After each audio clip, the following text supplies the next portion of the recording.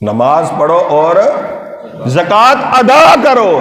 یہ رب نے امت محمدی کو ہی نہیں کہا بلکہ پچھلی امتوں کو بھی رب فرما رہا ہے کہ زکوٰۃ ادا کیا کرو. کہ زکوٰۃ جو ہے یہ اسلام کا بہت ہی اہم رکن ہے. یہ امارت کا ایک بہت اہم ستون ہے. اگر اس ستون کسی بھی ایک ستون کو ہلا دیا جائے تو امارت کی جو پائیداری ہے اس میں مسئلہ آتا ہے. بالکل یہ اسلام کے جو 5 اراکین ہیں ان میں سے زکوٰۃ ایک بہت اہم رکن ہے. اور یہ زکوٰۃ صرف حضور کی امت پر فرض نہیں کی گئی بلکہ حضور سے پچھلے انبیاء کے ذریعے بھی دوسری امتوں پر فرض کی گئی. اللہ تعالیٰ نے قرآن مجید میں بے شمار موقعوں پر بے شمار جگہوں پر اللہ تعالیٰ نے نماز اور زکوٰۃ کا حکم عطا فرمایا. لیکن آج میری گفتگو کا عنوان زکوٰۃ ہے تو میں اسی زکوٰۃ پر آپ کے سامنے بات کر رہا ہوں. اللہ رب العزت نے گزشتہ امتوں کو بھی یہ زکوٰۃ کا حکم دیا. یہ سورۃ مریم ہے، 16واں سپارہ ہے سورۃ مریم ہے اور آیت نمبر 54 اور 55 آیت نمبر ہے. رب کا قرآن فرما رہا ہے وَاذْكُرْ فِي الْكِتَابِ اسماعیل. یہ رب اپنے محبوب سے اسماعیل کا ذکر فرما رہا ہے. رب اپنے محبوب سے اسماعیل کا ذکر فرما رہا ہے کہ محبوب اسماعیل کو یاد کریے کہ اِنَّهُ كَانَ صَادِقَ الْوَعْدِ وَكَانَ رَسُولًا نَبِيًّا. کہ اسماعیل علیہ السلام وعدے کے سچے تھے اور وہ غیب کی خبریں بتانے والے نبی تھے. یہ رب مصطفیٰ سے اسماعیل کا قصہ بیان فرما رہا ہے. اور اگلی آیت مبارکہ میں فرمایا وَكَانَ يَأْمُرُ أَهْلَهُ بِالصَّلَاةِ وَالزَّكَاةِ. اسماعیل بھی جو تھے وہ بھی اپنی امت کو اپنے گھر والوں کو نماز اور زکوٰۃ کا حکم دیا کرتے تھے. حضور سے کئی سو سال پہلے اسماعیل علیہ السلام تشریف لائے تو جب ابھی حضور ظاہری طور پر دنیا میں آئے نہیں تب بھی رب دوسرے انبیاء کو فرما رہا ہے کہ زکوٰۃ دو. یعنی زکوٰۃ صرف حضور کی امت پر فرض نہیں ہوئی، زکوٰۃ حضور سے پچھلے انبیاء کی امتوں پر بھی فرض ہے. اتنی بات سمجھ آ گئی ہے؟ یہ ایک مثال میں نے آپ کو دی. اب دوسری مثال آپ سنیے. دوسری مثال اسی سورۃ مبارکہ سے. حضرت یہ بات میں نے آپ کو بتائی حضرت اسماعیل علیہ السلام کی. اب میں آپ کو حضرت عیسیٰ علیہ السلام کی بات بتا رہا ہوں. عیسیٰ علیہ السلام اپنی قوم کو فرماتے ہیں قال انی عبد اللہ. اے قوم میں اللہ کا بندہ ہوں. آتانی الکتاب وجعلنی نبیا. کہ رب نے مجھے کتاب اور غیب کی خبریں بتانے والا بھیجا. وجعلنی مبارکا اینما کنت. میں جہاں بھی ہوں جہاں بھی رہوں رب نے مجھے مبارک بنا دیا. ایک بات سمجھنے کی یہ ہے کہ عیسیٰ دنیا تے جتھے ہوئے تے عیسیٰ رب دی رحمت ہو سکدا وے تے امام الانبیاء ساڈے نبی رب دی کڈی وڈی رحمت ہون گے. پھر جے عیسیٰ رب دی رحمت ہو سکدا ہے تے مصطفیٰ کڈی وڈی رحمت.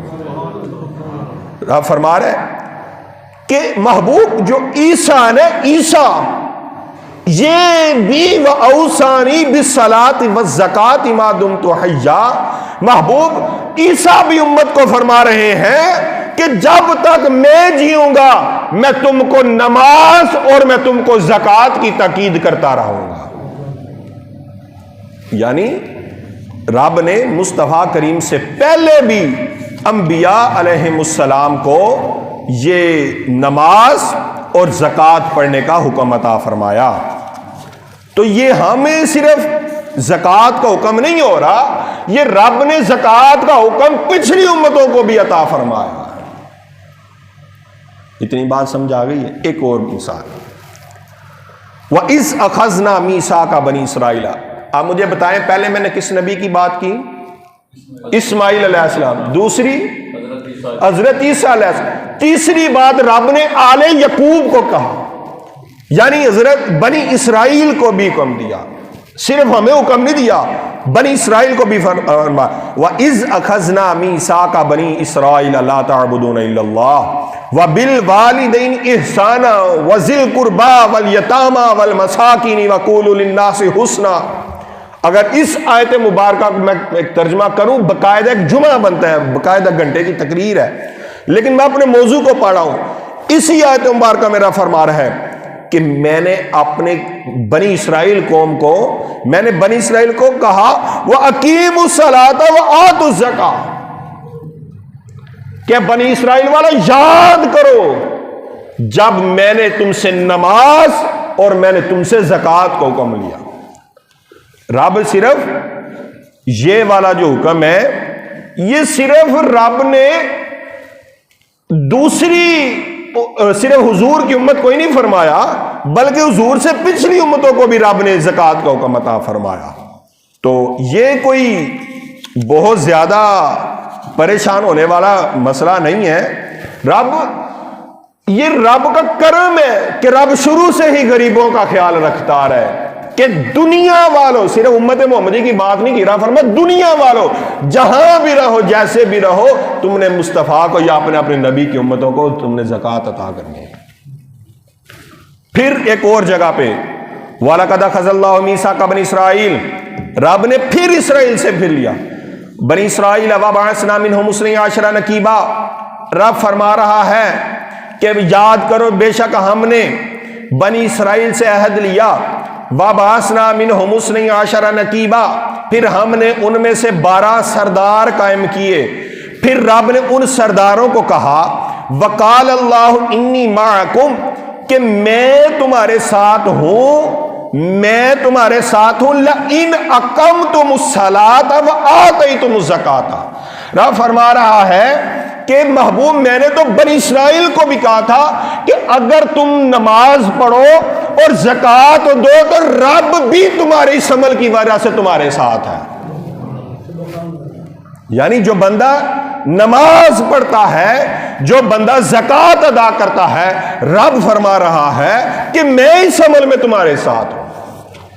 میں تمہارا، میری رحمت، میری کرم نوازی، میری بندہ پروری، میں نماز اور زکوٰۃ ادا کرنے والے کے اوپر رکھتا ہوں.